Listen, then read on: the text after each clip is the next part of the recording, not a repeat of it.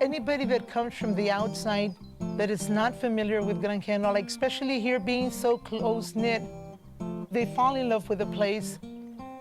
Our yard is full of armadillo holes. There's one right there. My husband follows him out and he tells him, go home, and he's after him because he just loves to do his thing in the plants. Me, I grew up here, I was born here and everything. I'm Gloria Garza and I live in Gran Cano, Texas. Everybody has gotten their land the same way from our grandparents, great-grandparents, and it's just passed on from generation to generation. 100% Americans, there's no illegals here. Actually, I was driving in and they stopped me. I was coming in from the doctor. I had a follow-up. I had had a heart attack. The Border Patrol came over and the Homeland Security, and that's when they had those letters telling us to sign up to give them permission for the surveying of the land. The guy just comes up and he says, we need for you to sign to give us permission. We're the Homeland Security. And he was very nice but pushy. And then he said, it won't affect you, it's just a survey. I said, I don't think in 2 pages, it just merely talks about a survey. When we first heard about the wall, we figured, hey, great, a wall. I mean, the levees, right? The floodway.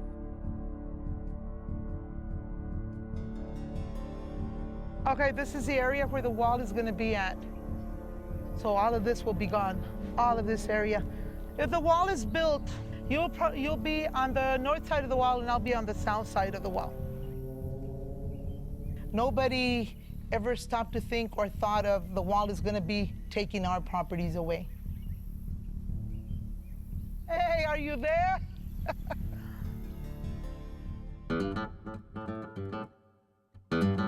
My name is Walter. I was born and raised in Laredo, Texas.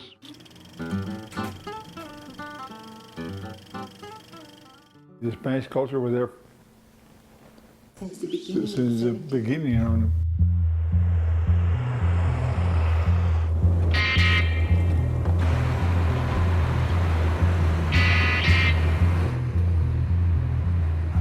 Back in the early 60s, you would go to San Antonio. There was a Border Patrol car parked next to the highway, and they would flag you down and stop.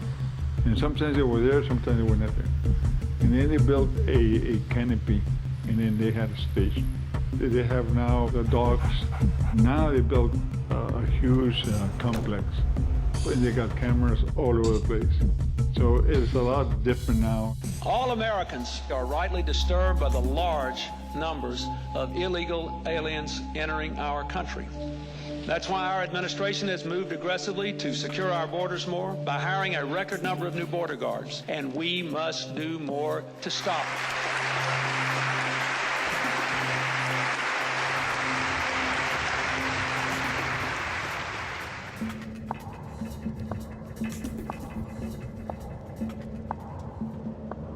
This is the border fence here.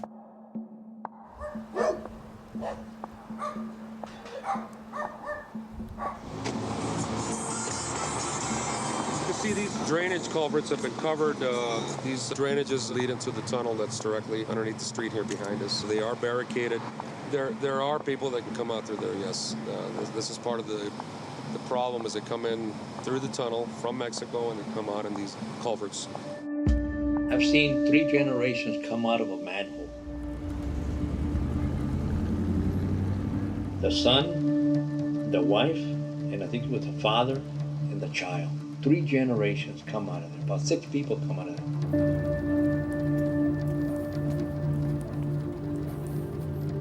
Tony Estrada, I'm the sheriff of Santa Cruz County here in Nogales, Arizona.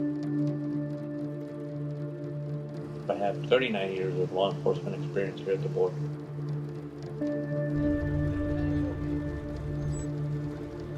In 1995 was the first tunnel that was discovered in Nogales. Since 1995, we have had at least 20 drug tunnels. The tunnels is a result of all this clampdown in the downtown area. Brought them underneath. The vehicle is there.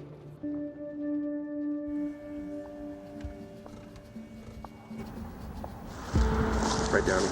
The water that flows through this wash contains quite a bit of raw sewage coming in from Mexico. The operations involve special teams that are specially equipped to go down there The water level grows considerably, and we have had people swept across the border. One of the dangers is what are known as tunnel rats. There are people that are down in the tunnel robbing others that are coming across. There's one dude.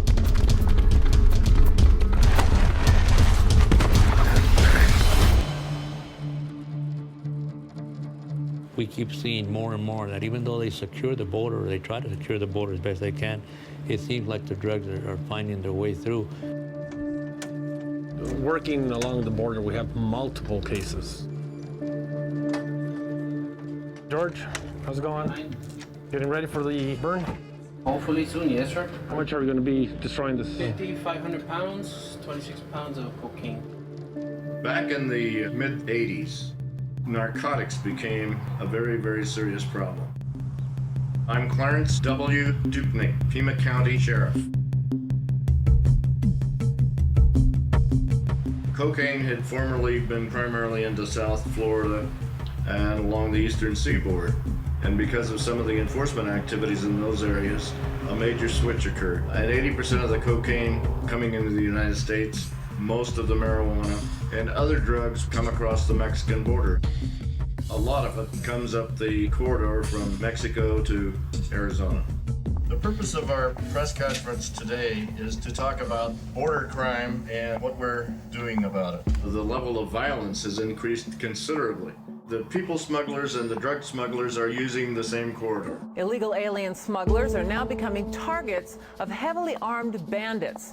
Basically, when it's 3 o'clock in the morning and people are driving with their lights out, this normally happens during a full moon, and people don't know whether they're dealing with drugs or whether they're dealing with smugglers. Anytime going to the border is dangerous. They're either gonna run from you, start shooting at you. You never know what you're gonna encounter. As we adapt to one of their methods, they change methods and find another way to counter our efforts. It's a daily battle down here.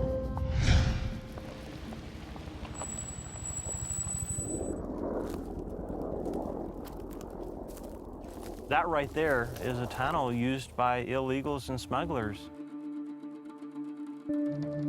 I've been on patrol and in broad daylight had people climb the fence, see me, and then jump right back over. There's already been documented cases where the smugglers have come in, cut holes through these barriers, and builds a facade and puts it over the tunnel so the person driving by patrolling the area has no idea. They'll go through it, they'll go under it, they'll go over it. We've got to find a better way to do it. We have an influx of people trying to get across the border, and that's going to continue to happen. It all falls under the war on drugs that's been ongoing for many years now. I don't know what the solution is at this point.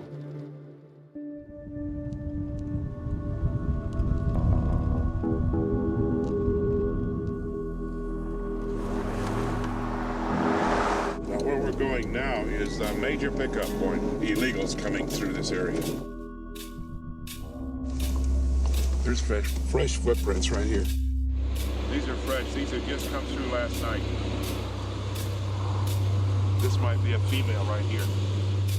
Yeah, they've been through here within the past 8 hours.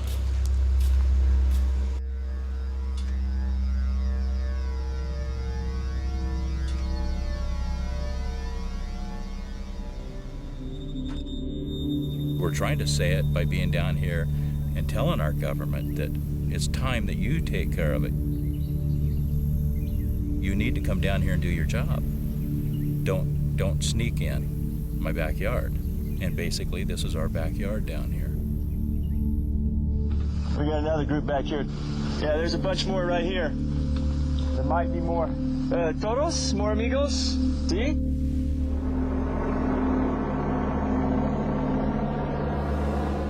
For the record, we do not apprehend anybody.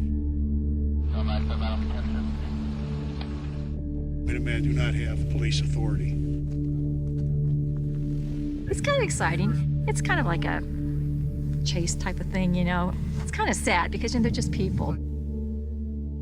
But when you live in California, you see how your quality of life is going down, how your schools are full of Mexican children, and your hospitals are closing, and your city that used to be, you all white is now, Hispanic. You wonder what's happened to your culture. The Hispanic people are outpopulating the white people. And I just think that there's nothing wrong being white, and why we should have all these people come over here illegally. A fence is an answer. I believe we have to have a boundary there.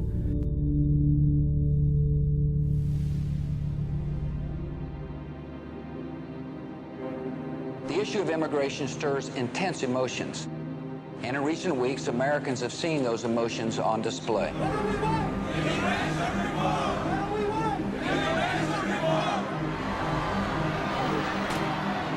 CNN is following the violence at an immigration march in Los Angeles. The debate over immigration reform has reached a time of decision. We do not yet have full control of the border, and I am determined to change that. The United States must secure its borders. America has the best technology in the world. We will employ motion sensors, infrared cameras, and unmanned aerial vehicles to prevent illegal crossings. We are currently in the process of rolling out the first 28-mile stretch of SBI net.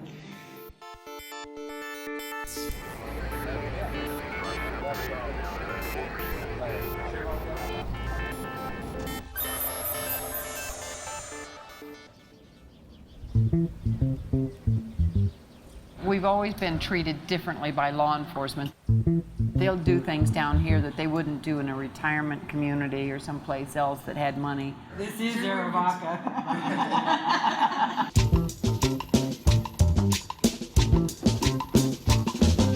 I'm Maggie. I'm co-owner of the bar in Aravaka. I was out in the pool with my grandchildren, and the Border Patrol went by helicopter overhead and horsemen going by my property. I mean, we've got them by land, by air, and by sea. And it's just too much. It's way too much. We're in a war zone. Feel like we are in a war zone, absolutely. Well, initially, we found out that there was going to be a tower by reading in Tucson newspaper. The word got around pretty fast that they were planning a whole series of 100-foot towers. One just south of one in our backyard. Yeah. 12 miles from the border, which doesn't seem like it's border protection. We're the experiment. We are an experiment. Right. Well, they said that. And if this one works out, then everybody gets one. It just looks like it's spying on the town. It just looks like we're losing all of our civil rights. Perhaps this is crossing the line. This is all about security and public safety. This is not about, it's not about race. Our borders are insecure. We've got to control these borders. God forbid a weapon of mass destruction is used to cross into our borders through these corridors that the cartels control. They're using a national security excuse to address an immigration problem. This has nothing to do with national security as far as I can see. If it were national security, then they would be looking at Canada. Yeah, my name is Reynaldo Ansaldúa. I think I have a great deal of expertise in this issue of smuggling. I was a very successful customs inspector for many years, having actually done that work. That the actual border crossing where people come in, if it was legal, we would pass it. If it was illegal, we would seize it. One time I remember where I opened the trunk and I found a live donkey in the trunk of a car. And look, and I told her there's a donkey here. He says, well, the donkey has no mama, so I had to break him. The Mexican border, it's really a militarized border. I mean, there's so many federal agents, Border Patrol agents, Customs Border Protection, ICE agents, ATF agents, FBI agents, DEA agents. Probably have about 30,000 agents. On the Canadian border, you may have, and I think I'm being very generous, maybe 5,000 agents for a 4,000-mile border. So you do the math. If you were a terrorist, would you want to come through the Mexican border where you're very likely to get caught, or would you rather come to the Canadian border? I would come through the Canadian border. A terrorist is going to follow the path of least resistance for him. I think it's something we need to do, be it a real fence, a virtual fence, some way that the American people feel like they're secure from people coming across illegally. When I go down there and sit on that border, what I do is I come to this conclusion: we can't shut that off unless we build a fence and a wall. And it looked like this. Drop these panels in together. Our little construction company could build a mile a day of this pretty easily.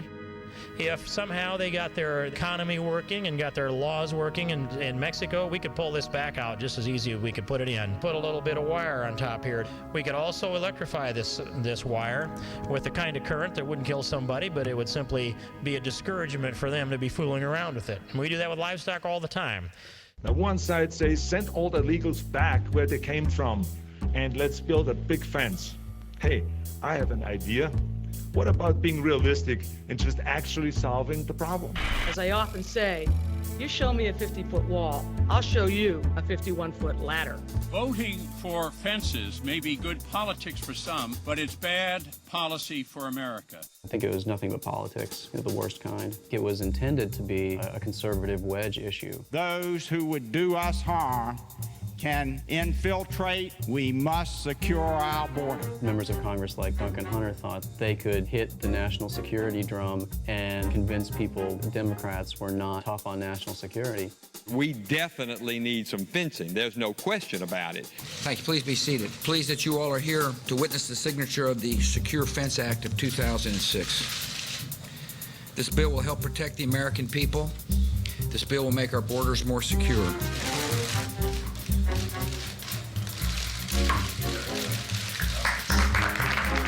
President Bush, he signed a bill today authorizing the construction of a fence along the border with Mexico.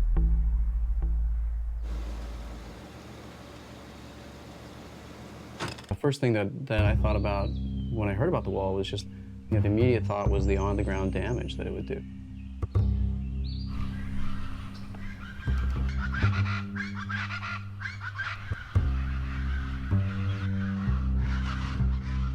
There's no way that you can have a construction project that big without tearing stuff up.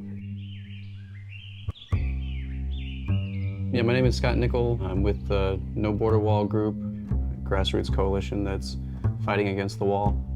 When the Secure Fence Act was passed and it spelled out where it would be, we could see really how big and how destructive this thing would be in the end. What the Secure Fence Act is, it says that we will build a fence, and it's going to run some 2,000 to 3,000 miles all the way along the border. We're using the fencing as a tool in our fight against terrorism and weapons of mass destruction. The whole purpose of this meeting here is to allow the public to provide comments either for the fence or against the fence.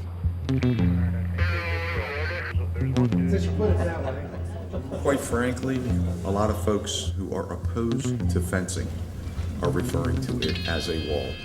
When you say that wall, then people picture a wall. I'm Charles McGregor with the Army Corps of Engineers, Fort Worth District. I'm the project manager for Primary Fence 225. I would like to correct that phrase in which you say wall. It is truly not a wall that we're constructing here. It is actually a fence. We have a couple of different types of fence. One is personnel fence. We have another type that's a bollard fence. We have vehicle barrier fence. All of the personnel fence is design height that has been determined to not stop but hinder anybody that's crossing the fence so that the Border Patrol has their opportunity to respond. The fence is not continuous. The fence is placed in strategic areas along the border where the U.S. Border Patrol has seen where they have the highest amount of illegal traffic crossing the border.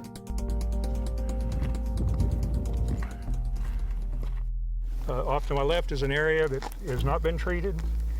Gives you an idea of just how thick the brush is and the opportunity for people to hide, to sneak themselves in. Further on, you'll see an area that was cleared. So it's starting to grow back. So it's not just the idea that we take out the non-indigenous species. It's something we've got to maintain. And if you build a wall across here, where would you build it? This area from where we stand directly behind us is a floodplain. You really wouldn't want to build a fence inside the floodplain. We, and by we, I think I'm talking about people in the field, including Border Patrol to some point, are not familiar with what their plan is.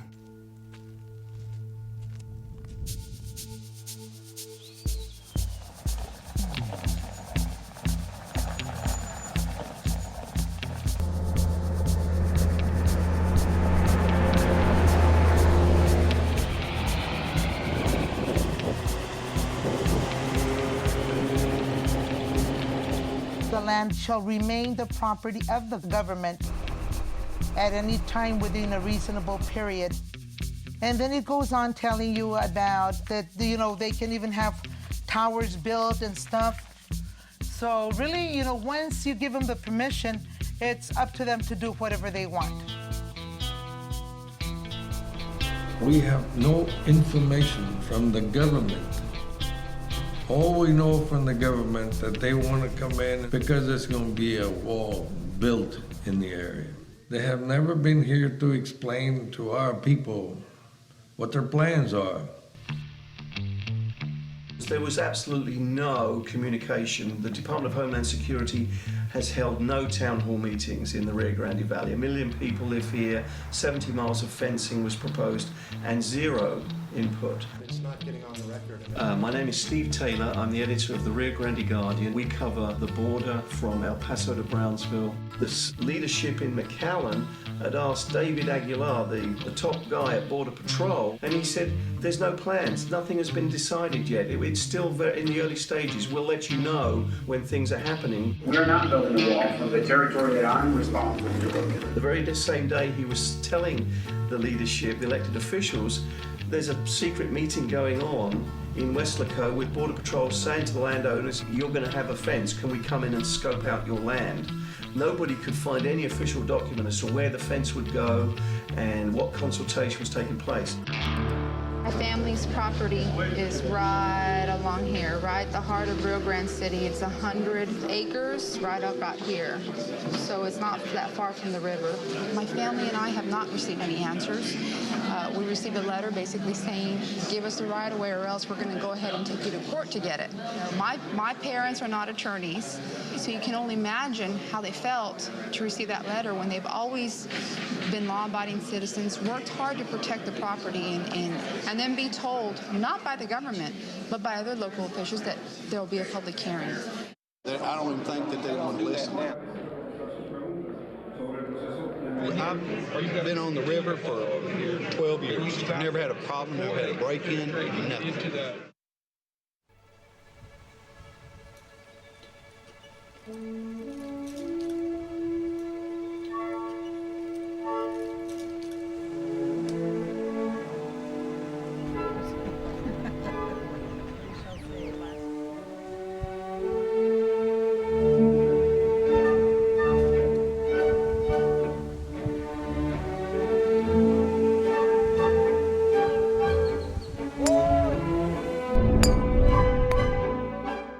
I golf here. I'm in this area at least 3 or 4 times a week.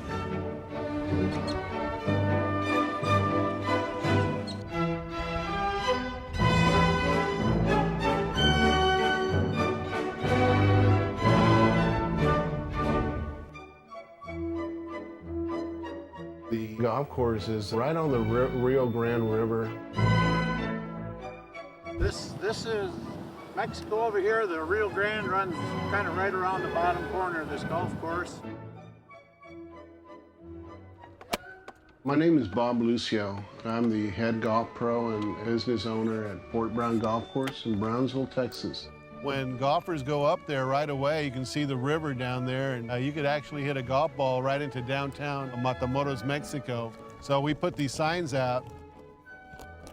My oldest brother was a caddy at the country club, and one day he brought home a golf club, and basically that's how we started playing golf. From being a caddy to being the owner of a golf course, we've come a long way. This is the levee, the primary levee right here, and the Rio Grande is just south. But the actual border wall will be on the other side of the foot of the levee, just about 15 feet on that side of the levee. We'll have the border wall there. I had a customer come in one morning. He goes, man, it's gonna be really bad. They're gonna put a wall, they're gonna cut your golf, it's gonna go right through your golf course. It's the first time I really heard of it. And in a way that, said, hey, this might affect me, I've had customers come in and say, we don't want to renew our membership because we're just not sure if we're going to have access to the golf course anymore. We just can't, as a small business, can't afford to have 8 or 10% of your business gone.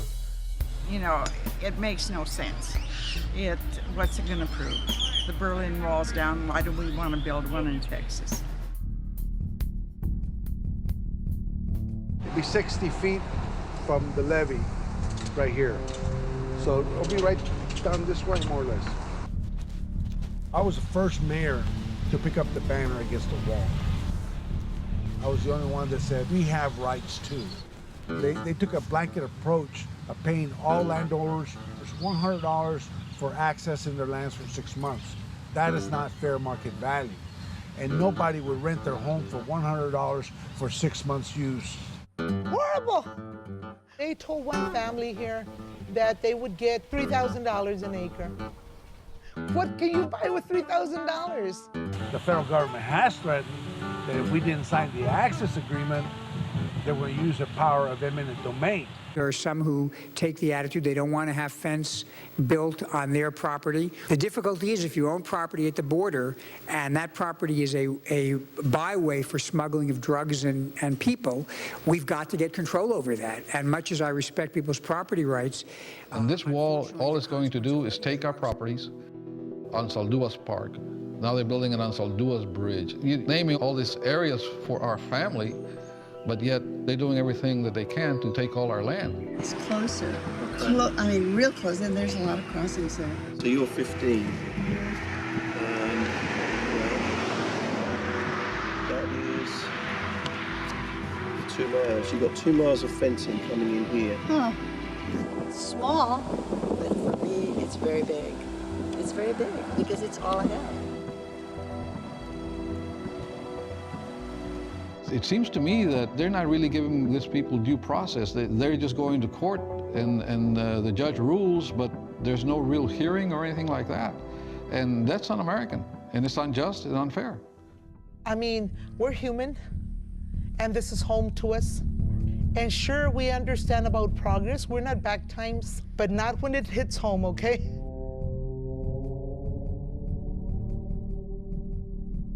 I feel like our rights are being violated.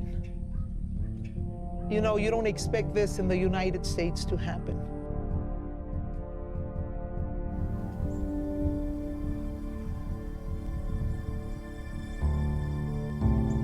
I would say I was about 14 or 15 years old when we brought these bricks and laid them here. You know, this is not America when they restrict coming in and out of your own property. That's un-American.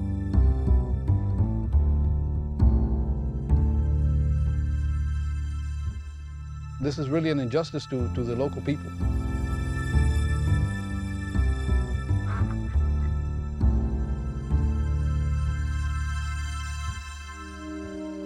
Come on.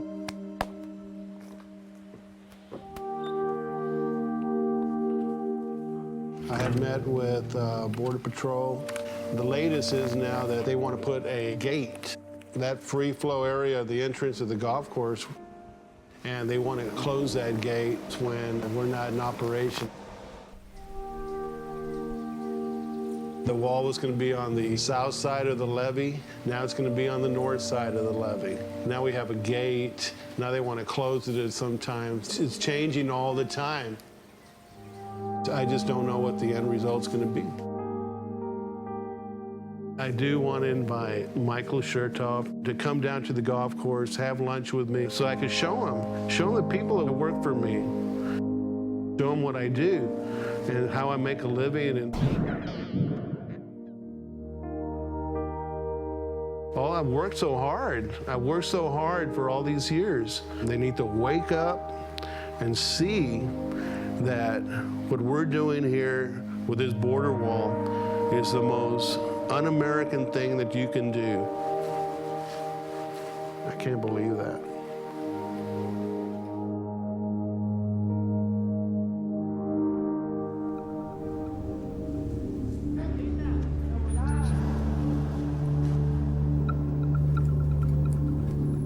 They'll get a ladder or something on that side. They'll get close. They know how to climb. Then they'll hold on and they'll just jump down. Or they're pretty good at it. If you were an illegal immigrant and wanted to come to this country, would a wall stop you? I don't think so. If it doesn't stop refugees from Cuba coming to the United States, inner tubes and rafts, small boats, what makes you think the wall's going to work here? There's a 2,000-mile border and there's 700 miles of fence. To really close the border up, 0 people coming across the border? No, there's no way. The probability of stopping an undocumented immigrant has fallen over the past 2 decades from 33% to 5%, despite the fact that we have tripled the number of border agents and increased the enforcement budget tenfold. You would need an officer every 50 feet, and illegal aliens are still going to come until the other issues are addressed.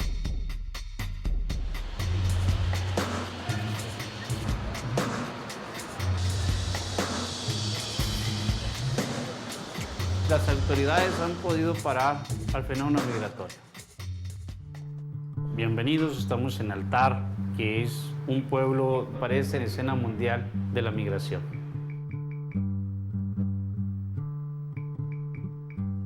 Que estamos a 1 hora de la frontera inmediata, que es el Sáhara.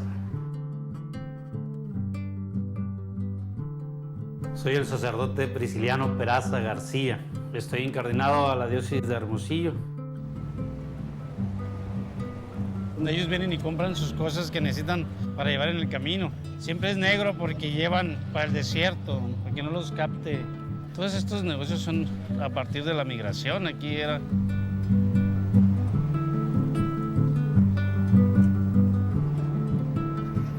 ¿De dónde vienen? Veracruz. ¿Y hasta dónde van? Allá. Norte, ¿qué? Soy centroamericano y vengo para poder llegar aquí a la frontera, pues. Dice, el norte hay mucho dinero, pues. No sé, no tengo idea de aquí para allá cómo será. Primera vez que quiero entrar a Estados Unidos. En mi caso, es una obligación por mis hijos, por mi familia. Está muy pobre y allá no se gana dinero, pues. Si ganamos 2, 3 pesos, ya los comimos, no tenemos para mañana. Y mi sueño es llegar a Estados Unidos porque mi familia es muy pobre en Honduras. La verdad sí sé que hay mucha vigilancia y que por eso digo, está difícil que yo llegue, pues, pero lo voy a intentar. E intentarlo vine y ahí sí lo voy a hacer. Hay bastante gente que lo cruza.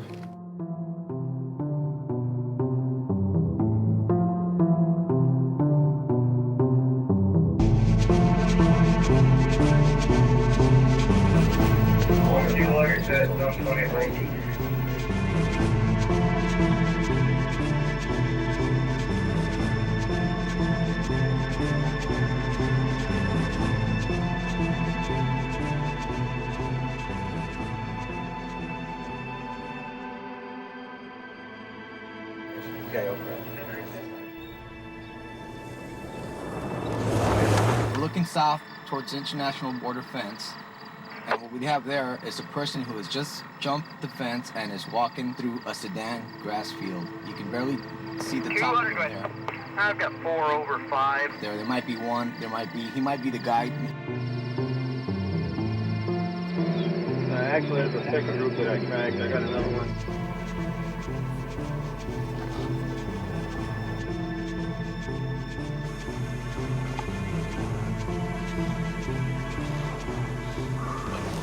Behind us. Well, it's happened before. They're right along 7. They're going to be between us. So, this is Devil Dog. Is that you on the road? Eric, this is Tom. You hear him. Fuerte, señor. Conmigo. Vamos arriba.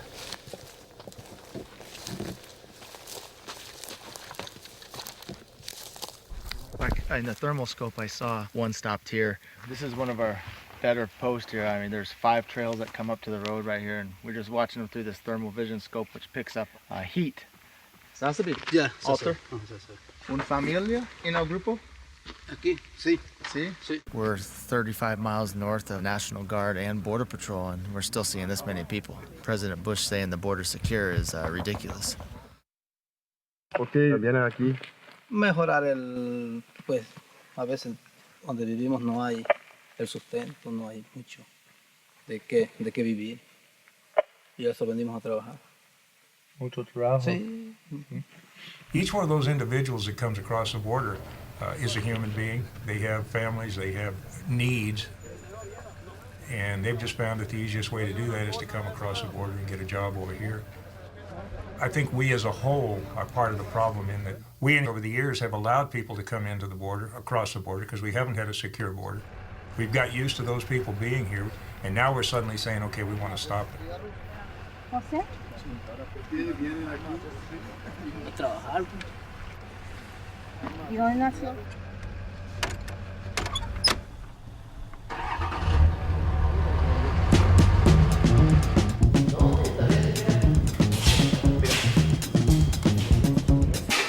Careful of the walls. Okay, gentlemen, this is cell D. As you can see, this is bunker. This is our minimal security cell. Most of the inmates that we've housed here in maximum security, I'd say transportation of illegal drugs, anything from marijuana, heroin to cocaine, South American, Canadian, we've had all sorts, even Oriental. We house documented aliens here for a brief period of time. Usually they're taken up north after maybe a month or two. Like I told you, everybody crosses the border here just trying to head up north. Era mi papá que venía. Qué bien, Mike. ¿Cuánto tiempo tiene de que mi papá vino por acá? Sí. Okay.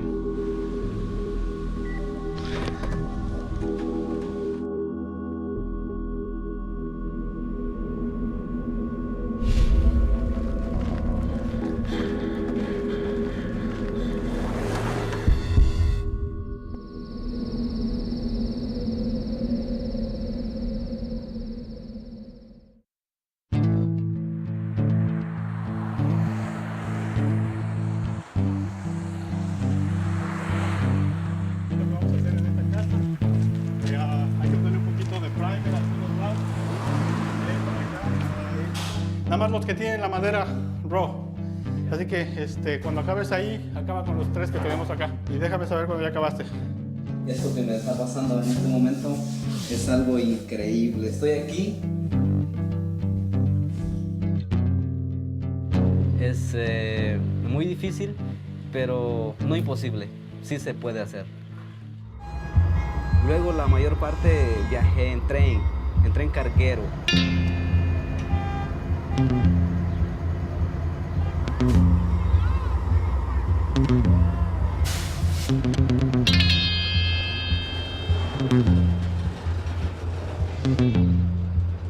Viajé Cárdenas a Villahermosa, Coatzacoalco. Un frío terrible, los consumía poco a poco durante 12 horas, casi congelado. Agarré un tren a Ciudad Nogales, frontera de Estados Unidos. Viajar por el desierto, como 50 millas de a pie para cruzar a Estados Unidos.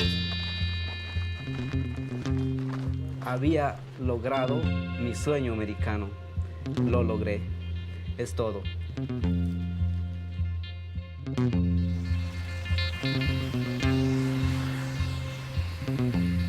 Estoy viviendo el sueño americano.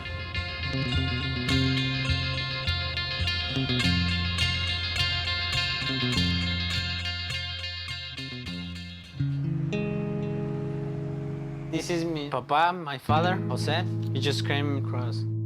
I was worried about it because I came in with the same way, you know. Íbamos cruzando montañas y arroyos. Pues allí cuidándonos de que pues la migra nos podía caer. Había un cruce de que pues estábamos atentos, ¿no? De que si veíamos unas luces tocando de la migra, pues nos agachábamos, nos aparábamos y nos escondíamos. Pasaba eso y le seguíamos caminando.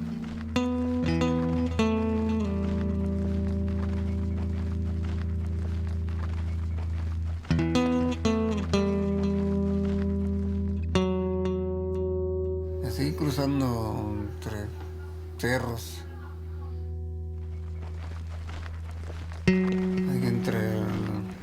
entre el monte, ahí raspándonos, lastimándonos con las varas, con los matorrales de mezquite que había.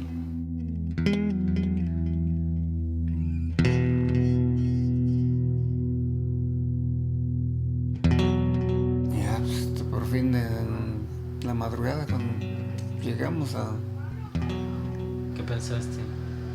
Pánico de que pues que a lo mejor no podías pasar bien o algo te pasaba, sí. Después un poco cansado ya en la madrugada cuando íbamos llegando a donde nos fue a meter el guía.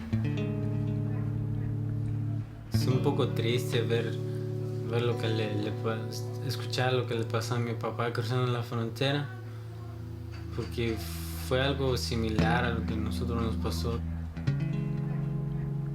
Cuando hablamos, pues contamos la experiencia que tuvimos en cruzar la frontera y pues eso nos acerca un poquito más como padre e hijo.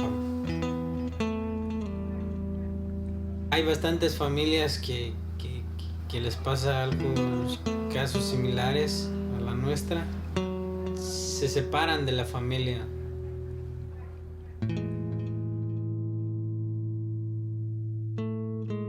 They got people that are human beings in the middle that to some people don't mean anything. We see people when they're deported here in horrible condition. This young man just arrived. He's been in the desert 4 days without food and water. He's severely dehydrated.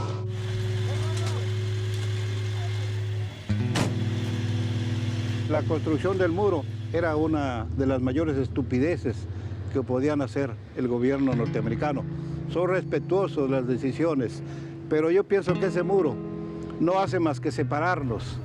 This is a problem that the sheriff didn't have before. The sheriff was just in process serving in jail and detention. Now we're actually dealing with a lot of the urban type crime and situations that city police have. When they started building the wall, when they started sending more Border Patrol agents, more technology, they started shifting the activity into the rural area. Then it became more dangerous for everybody, including law enforcement. It's like when you squeeze a balloon in your hands, you know, the balloon comes out wherever there's an opening. The real problem with that is that it's anywhere from 30 to 35 miles across that border. There's no water. The ground temperatures will be 130, 140 degrees. It's a deadly area. It's an area where a lot of people die down there.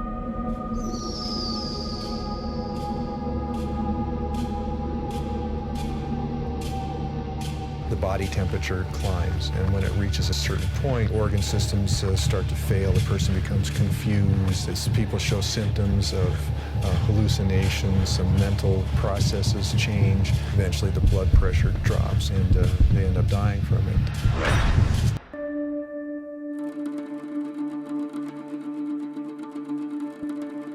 Grupo Beta, creado en 1990, esto con la finalidad de protección a los migrantes. Uno de los principales peligros es el clima, pero casi un 90% son asaltados y a veces violan a las mujeres.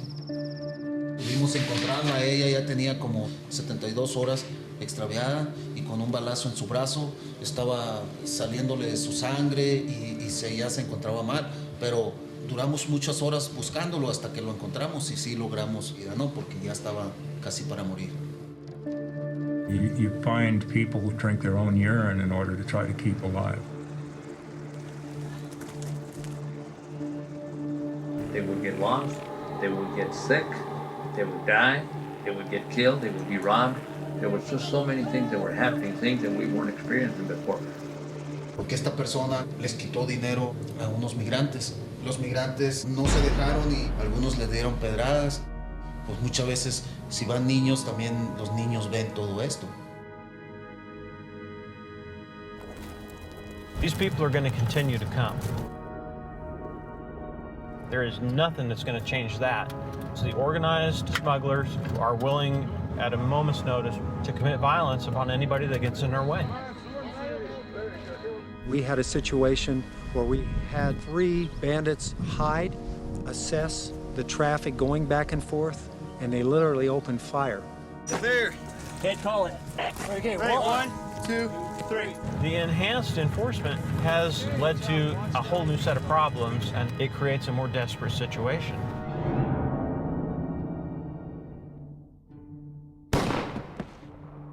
There's been a noticeable change in the number of people who have died passing through the desert trying to come up from Mexico and enter the country illegally. We would see maybe 10 to 20 people a year spread out through the year, and it wasn't really recognized as a phenomenon, I think, in the office. Dr. Bruce Parks, I'm the chief medical examiner for Pima County. Last year, I think we had 172 or 3.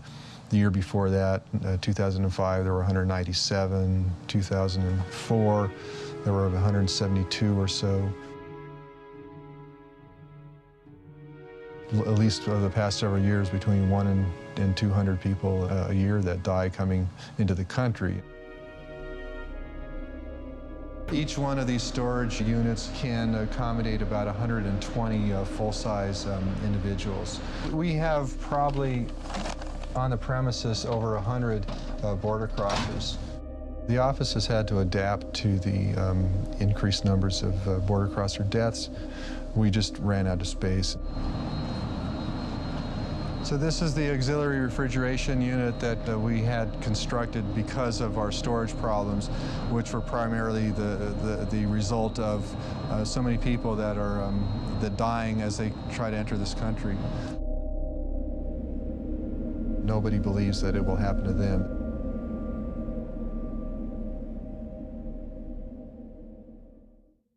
All right, good morning. Why don't we get started? Sheriff, I guess this is no surprise to all of us, but we continue to face the issue of shortage of manpower.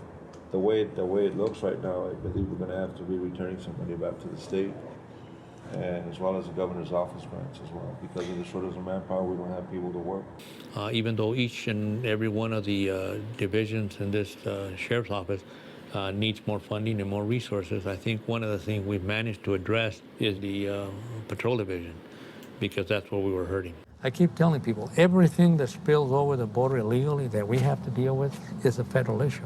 We should be compensated or reimbursed for it. We never have. We've always assumed that it's our job once it's on our backyard. I think as the summer kicks in and we start dealing with the issues of illegal immigration, and we start continue dealing with the issues of drugs, and obviously the jail population, well, we're going to continue. You're obviously going to be very busy. Remember when Clinton used to say, is the budget stupid? Well, it's the border stupid. What is the infrastructure cost for the northern-southern border, and how much personnel do you need to properly staff? I can't get that answer from y'all, Mr. Secretary. I mean, what do we do? I mean, I'm going to keep asking until I get this. Well, I mean, there's always a cautiousness about this because, because there are a lot of caveats, and B, because there are a lot of other players who have major responsibility for furnishing. Mr. Secretary, and we understand that. Yeah, I think we understand. But it's the big league, and we got to have a plan, and whatever it is, we'll go from there. I mean, it seemed amazing to people down here that the government could find billions of dollars for a fence, but they couldn't find $125 million to repair the levees. The levees were too weak. They were losing an inch per year. They potentially could be topped. Honestly, we know that it's politics, but how can you prove politics? We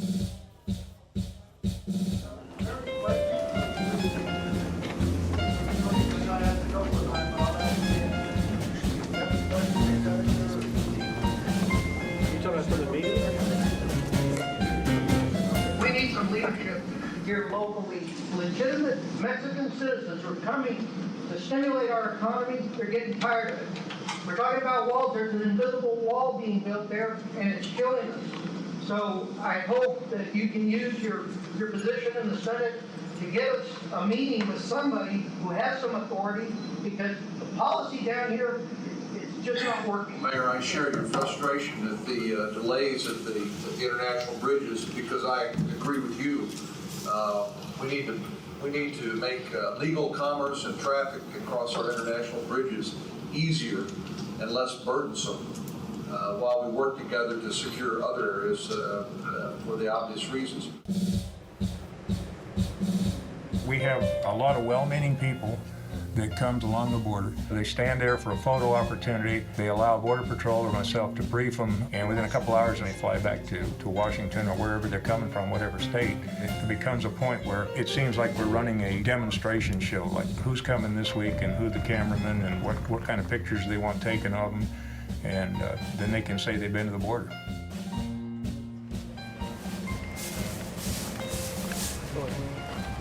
Commissioner Edding, would you agree, though, that the levee restoration is something that's got to be done? It has to. Okay, and if you build a wall and not redo the levee system, that wall is going to come down if we have a storm like we had Beulah, and the way it happened. So you cannot build a wall unless and hope that it maintains its integrity unless you redo the levee system. And by redoing the levee system, all I'm asking is, you know what, put a hold on things until they get through doing what they have to do, and then see how that's going to work.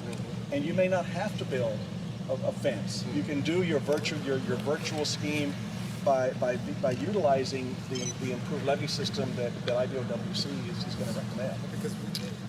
And it saves you bukus of money too. You're there talking, but they're not listening.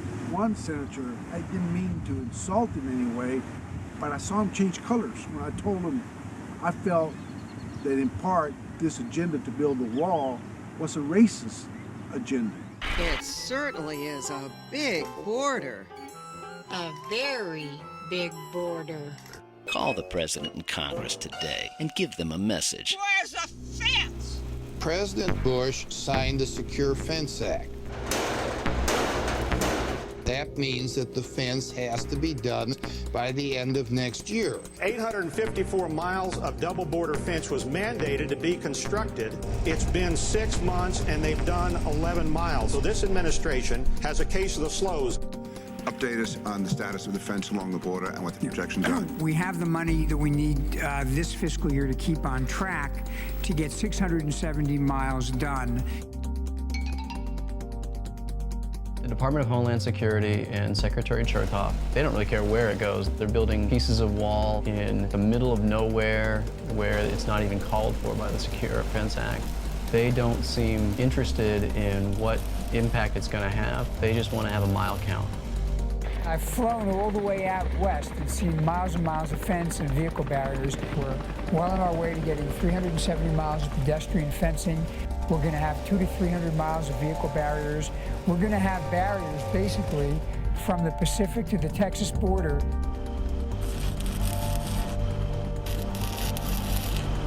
People really had a lot of skepticism. I kept hearing people get on TV and say, oh, they've only built 6 miles of fence or 8 miles of fence. But this is living proof that you guys actually delivered on the job. I've been looking forward to doing this for a long time. Originally, they were going to put the wall right here. And then I guess somebody pointed out to DHS that means you have to bulldoze City Hall and you have to knock down all of these historic structures. They're not doing the proper environmental impact studies just so that they can say at the end of 2008, we built X number of miles of wall. We've got this flood control channel, this wash that crosses the international border. U.S. Border Patrol, as best as we can tell, set up a barrier down there in the arroyo, in the wash, to keep the illegal activity coming through there. When they're down here, obviously, they don't tell anybody because they don't want anybody to know. Maybe they didn't think about it.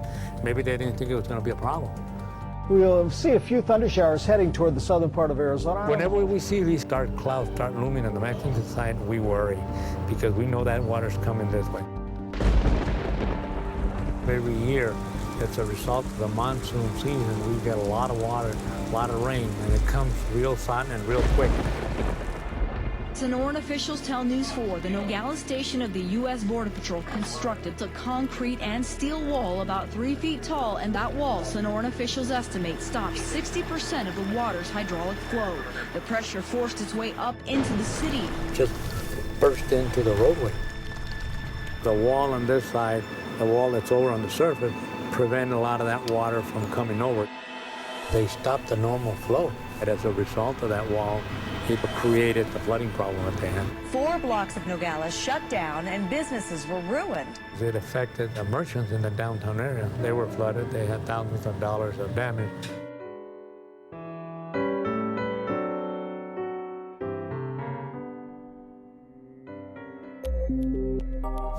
Mexican side, they suffered thousands and thousands. The damage here was nothing compared to the damage over there.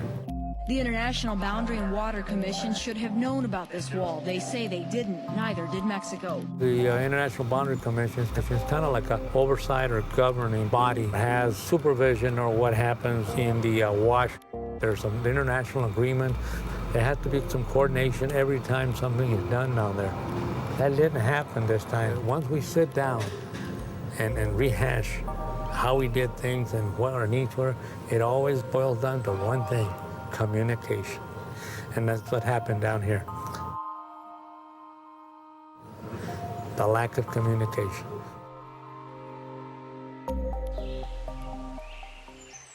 I want to thank everyone for coming out this evening. As you all know, there's always one contract with the Department of Homeland Security to do the Secure Border Initiative. I'm the patrolman in charge of the Tucson station. I'm not a technology expert, I'm not an SBI expert, but I am interested in getting you answers to your questions and concerns. There's some misconceptions. For instance, I recently learned that the community is under the impression that the thermal camera can see through walls and be able to see what you're doing in your home, and all this, and that is not the case. How would you feel if there was a camera and radar on you and your kid 24 hours a day? We're trying to do this in the least intrusive and offensive manner possible. It's not designed to watch you folks. If the people moving through here constantly, we're not going to be concerned with that. Doesn't look into your house, does not see through walls. I take issue with whoever said that you are identifying with our discomfort. We realize that our rights have been taken away from us left and right. We're pissed. I don't like my right to privacy being taken away by any administration or any individual. And it's not because I'm doing something wrong or illegal. It's because if I'm out in the field, as I do on a daily basis, walking my dog, and I stop to take a piss by a bush, and you're watching me with your camera, I'm subject to that individual's interpretation of what I'm doing. Am I exposing myself deliberately? Or am I simply relieving a natural need? Now, have I made my point? It's not discomfort, it's outrage.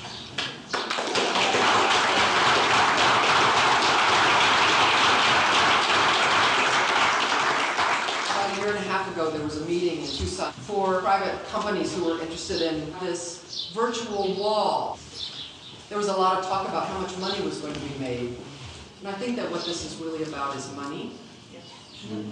It's so inflated that we would spend millions and millions of dollars on technology to stop people who I see all the time who are 4'4". You know, the majority of people that cross the border are men and women and children who need to eat. But we make them literally risk their lives and kill themselves to come into our country. I think this is a travesty.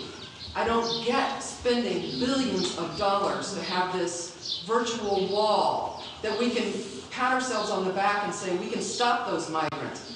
So I just find this very, very sad, and I say this over and over. To me, this is a war against people made poor, and I think it is a tragedy.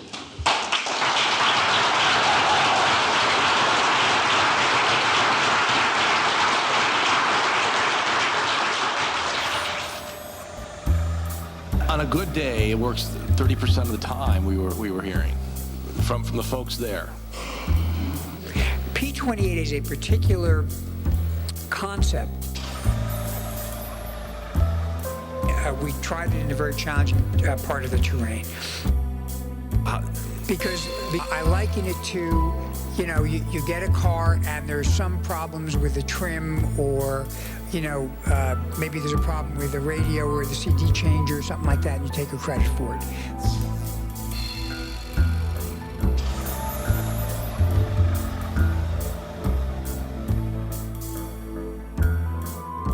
Governor, many in Texas here in the Valley have been sued by the government on the border wall lawsuits. Strategic fencing in some of the metropolitan areas makes some sense, but building a fence from El Paso to Brownsville is,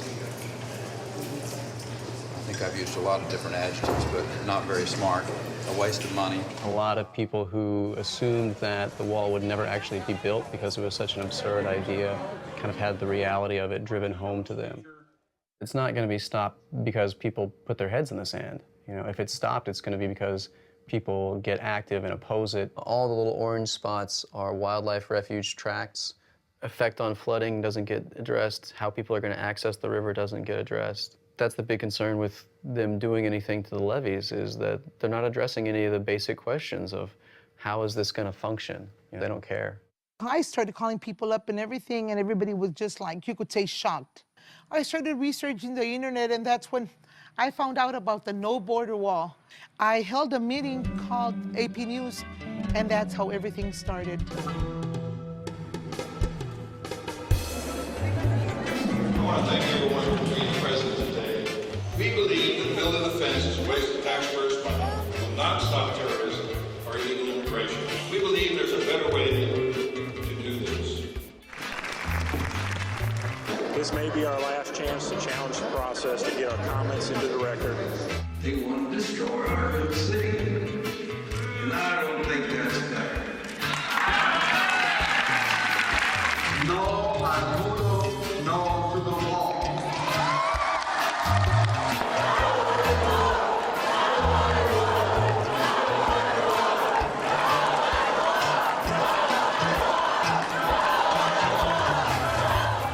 You know, at first there was a lot of people that would say, hey, you're crazy. I mean, you can't beat the government.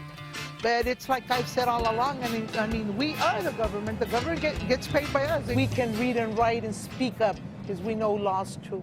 We're here to represent our constituents. The majority do not want a wall. And I took it to the Texas Border Coalition, which is an association of all the mayors between El Paso and Brownsville.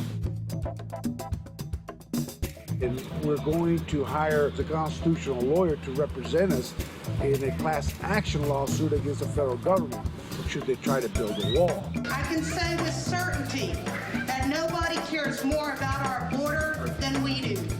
Like most Americans, we want a secure border that keeps terrorists and drugs out of our country. But what might work in Arizona desert may be foolish and short-sighted in the Rio Grande Valley. The biggest obstacle that we face, people see it as a local issue. The problem is getting that message out. It's like David and Goliath. Brownsville versus the federal government, the power of the president, the power of a czar like Chertoff.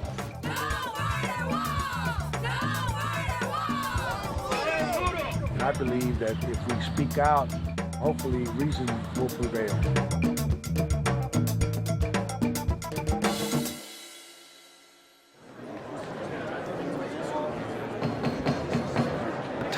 Today's hearing is Walls and Waivers, Expedited Construction of the Southern Wall. It is my hope that today's discussion might be another step toward a more thoughtful and more effective approach to balancing our many competing goals along the border.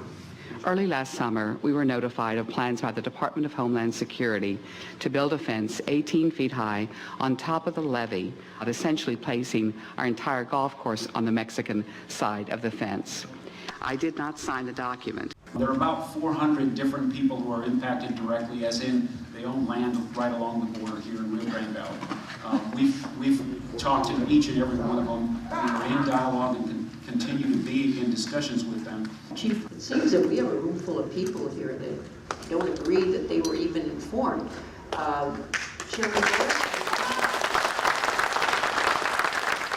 We've met with Secretary Chertoff to share our concerns, which he's acknowledged, but said Congress tied his hands. He told us to change the law. Our delegation did just that. As the president's signature hit the paper on December 26th of 2007, we are no longer bound by the Secure Fence Act. In the state of Texas, where you have such a magnificent natural boundary as the Rio Grande River, let's upgrade our technology, our sensor, and let's get more boots on the ground. Mr. Norris, were you included at all in any of the planning? Our experience has been that it's pretty much the attitude that, well, we're the federal government, we're the United States government, and you're a Federal Reserve, and so we're going to come in and do whatever the hell we want to do. None of the other solutions have worked. The virtual fence hasn't worked, fences work, and in the end, they will save lives on both sides. Palm Boulevard is an award zone. The federal government has a fundamental responsibility to secure our nation's borders. However, the methods by which our borders are secured are also fundamental to the public's acceptance. This wall is an admission of defeat by this administration and the Congress in the face of an important public policy challenge.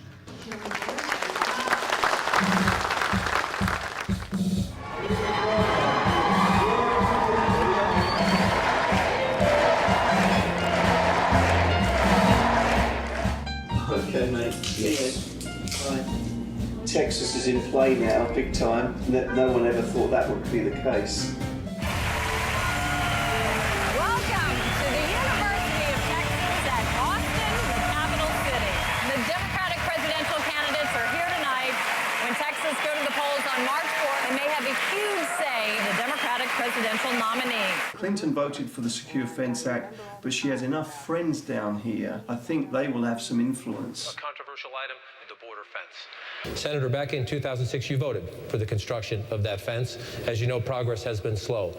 As President of the United States, would you commit tonight that you will finish the fence and speed up the construction? Or do you think it's time for a President of the United States to raise his or her hand and say, you know what, wait a minute, let's think about this again. Do we really want to do this? Having been along the border for the last week or so, in fact, last night I was at the University of Texas at Brownsville, and this is how absurd this has become under the Bush administration, because, you know, there is a smart way to protect our borders and there is a dumb way to protect our borders. And what I learned last night, the University of Texas at Brownsville would have part of its campus cut off. This is the kind of absurdity that we're getting from this administration. So what I've said is that I would say, wait a minute, we need to review this. So I would have a review. I would listen to the people who live along the border, who understand what it is we need to be doing to protect our country. Well, this is an area where Senator Clinton and I almost entirely agree. I think that the key is to consult with local communities. And the Bush administration is not real good at listening. That's not what they do well. And so I will reverse that policy, having border patrols, surveillance, deploying effective technology. That's going to be the better approach.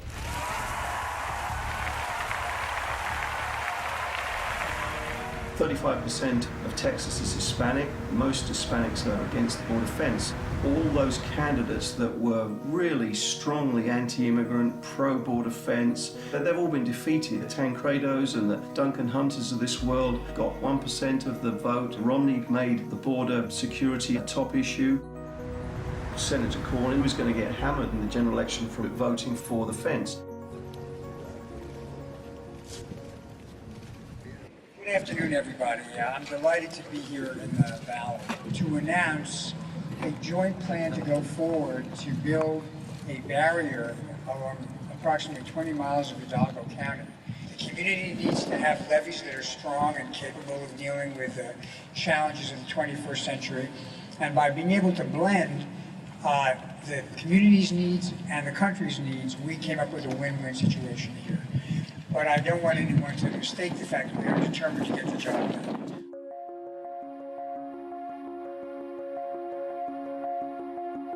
Yes, I was at work. I had taken some time off for an interview. All of a sudden, I get a call from the New York Times, and he says, well, I would like an interview. And I says, on what? And he says, did you know that you guys are saved? I says, what?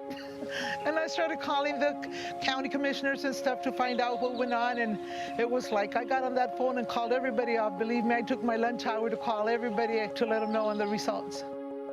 We're not losing our land. They worked out a deal, and so far everything's going to work okay. Now they're not going to be touching our land. They're going to be raising up the levees, and the wall will be on the levee, but on the south side. You know, it won't affect us at all. We're not for the wall, but then, you know, we're very happy that, you know, it's not affecting us. Makes more sense to us now. I mean, I'm here God knows for how long we'll be fighting again, but as of right now, all right. Okay, in Hidalgo County, we're going to get a levee, but the rest of the border, the fence is still going to be there.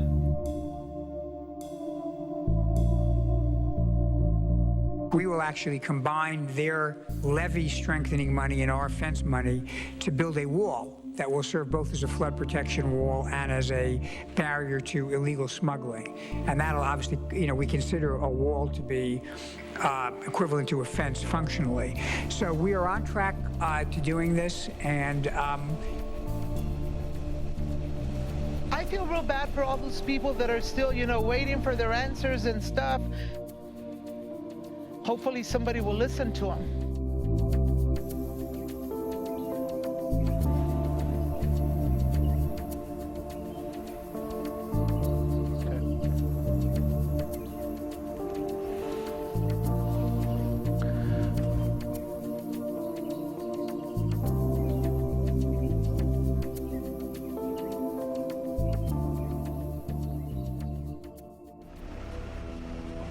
Perhaps it's going to be Bush's, legacy. The one permanent achievement here is going to be this fence.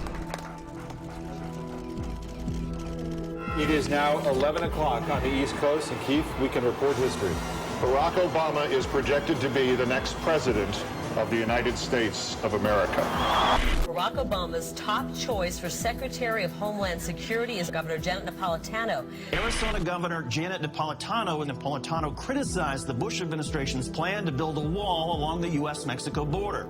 You show me a 50-foot wall, I'll show you a 51-foot ladder. It's very controversial, this fence between the U.S. and Mexico, a fence the GAO says costs $4 million per mile. Will you continue building that fence? Well, the section of the fence for which Congress actually appropriated funds has been complete. But I've been one of the people out there saying, look, you cannot build a fence from San Diego to Brownsville, Texas, and call that an immigration policy. Well, I hope it'll be stopped. But if it's stopped, it's going to be because people get active and oppose it and convince their members of Congress that this is an enormous waste of money and fundamentally un-American, and it's fundamentally racist. Buenas tardes. As we speak, there's two guys up there waiting to jump. Get seen. Sí, ya.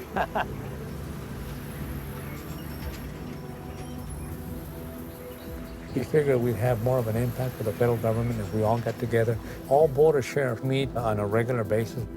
We have a Southwestern Border Sheriff Coalition, and we discuss what's going on, what they're doing, has it increased in violence, and we exchange that kind of information because we all have similar problems. So now I think the federal government is recognizing, you know what, you guys got problems. We got problems, you got problems, and you don't have the resources, you don't have the manpower. The cooperation is there, and the communication is there. But we're getting Homeland Security Fund, we're getting Stone Garden Fund. I see a lot of funds coming down. We've been able to acquire a lot of equipment, a lot of training that we didn't have, that we should have had. So that has been helpful. Like I said, with every dark cloud, there's a silver lining.